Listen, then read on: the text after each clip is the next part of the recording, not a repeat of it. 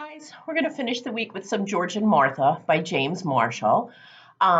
George and Martha are two hippopotamus characters who are friends, and this book has a lot of themes of friendship in it. So I want you to think about, how do you want a friend to treat you?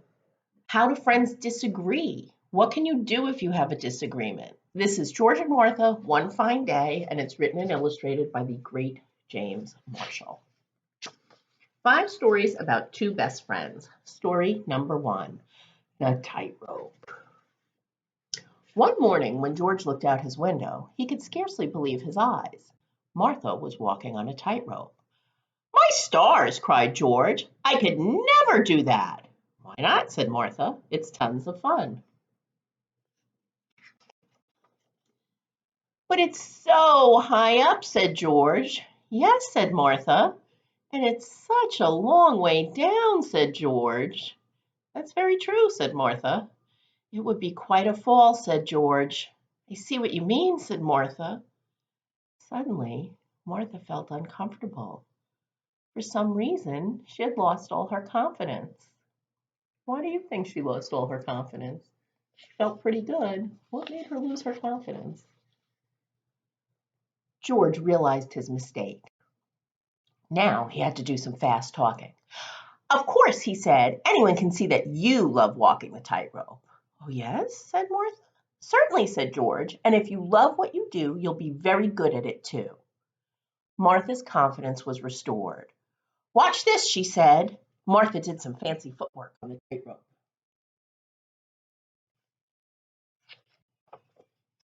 He fixed it, didn't he? He realized his mistake, and then he built her confidence back up again. That's what a good friend would do, right? Story number 2, The Diary. Whenever Martha sat down to write in her diary, George was always nearby. "Yes, George?" said Martha. "I was just on my way to the kitchen," said George. "Hmm," said Martha. Martha decided to finish writing outdoors. "How peculiar," she said to herself. "I can still smell George's cologne." Then Martha heard leaves rustling above her head. "Aha!" she cried. "You are spying on me." "I wanted to see what you were writing in your diary," said George. "Then you should have asked my permission," said Martha. "May I peek in your diary?" asked George politely. "No," said Martha. Are friends entitled to have privacy? What do you think about that? Do you have to share everything with a good friend? Story number 3, The Icky Story.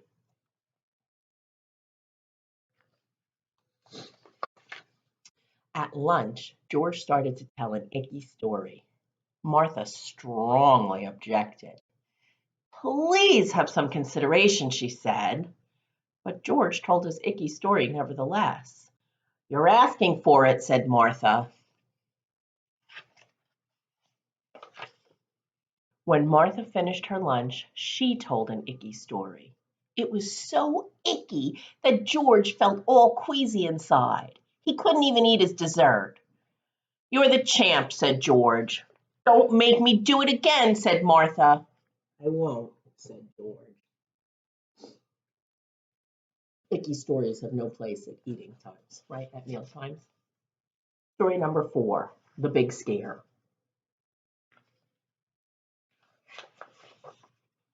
"Boo!" cried George. "Have mercy!" screamed Martha. Martha and her stamp collection went flying. "Sorry," said George. "I was feeling wicked."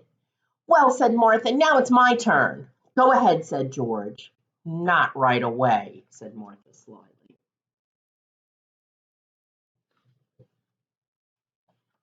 Suddenly, George found it very difficult to concentrate on what he was doing. "Any minute now, Martha's going to scare the pants off of me," he said to himself. Kind of deserves it, doesn't he? Although, do 2 wrongs make a right? I don't know. It's a tough one, isn't it? "Maybe she's hiding someplace," he said. George made sure that Martha wasn't hiding under the sink. During the day, George got more and more nervous. "Any minute now," he said. But Martha was relaxing in her hammock. "I'm sorry I forgot to scare you," said Martha. "That's all right," said George. "It wouldn't have worked anyway. I'm not easily frightened." "I know," said Martha. How do you think Martha got back at him in that story? She didn't scare him, right? But he was so worried about being scared by her that it ruined his day. The last story, the amusement park. That evening, George and Martha went to the amusement park. They rode the Ferris wheel.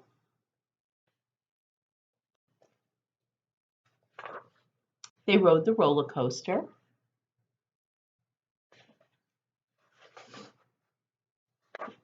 They rode the bump cars. They were having a wonderful time. But in the tunnel of love, Martha sat very quiet. It was very dark in there. Suddenly, Martha cried, "Boo! Have mercy!" screamed George. "I didn't forget after all," said Martha. "So I see," said George. The end of the book. She got back at him after all. I like George and Martha. They seem like regular kid kind of characters, like the kind of tricky, silly things that kids do, right? I hope you enjoyed it. See you tomorrow.